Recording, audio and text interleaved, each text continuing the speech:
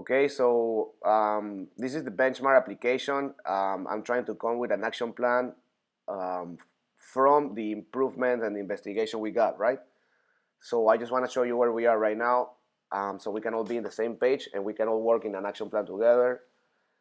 So we have the store. This is the store, and we have basically most of the actions that the application should do, except this one is unnecessary. Okay.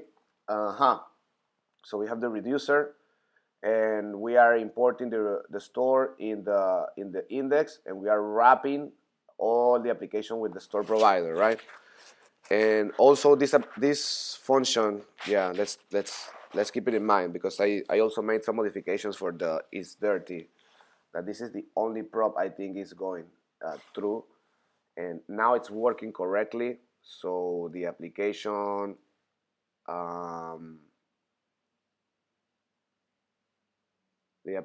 shows this dirty, and we also have to make some improvement about that. I think so. So yeah, let's take a look at that. Okay, so what I'm doing is that I'm actually using the orchestrator as an API handler. I remove the state from the init call and I pass the dispatch. So in the initial call from the API, the init call, I pass the data to my store, to the store in the React. So all this set React state, it's gone. They are all being commented out. As you can see, it's being commented out. So there's no state going on inside the orchestrator. Only the initial dispatch init call. And from there, I call the data, right, with the store, with the context. And I'm using the event data naming still, so I'm just replacing the state. And so right now I replace basically all the set store and state from the orchestrator, and I'm using the React store to dispatch the information. But when there is an API call, I use the orchestrator. For example, the delete data. Once the delete data works, I dispatch the updated filters.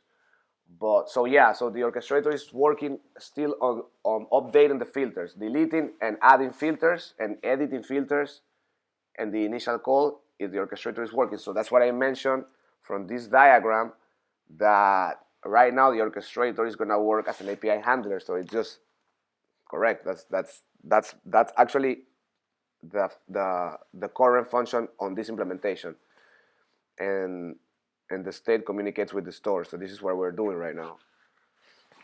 And so right now I think the action plan will be I will create a new branch so I can actually make the commits with this implementation, but make the commits done correctly, so you can see actually step by step, like addition of the store, removal of translation props, added of dispatching, removal of set state.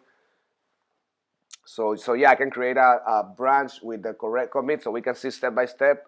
I think it will not take me too long. And from there, maybe I can work with someone else, maybe with Pete, that he knows some of the context already and the hooks. So we can finish implementing and testing with this branch. And we can finish checking the data and see what re-renders also we can actually still implement to reduce more re-rendering.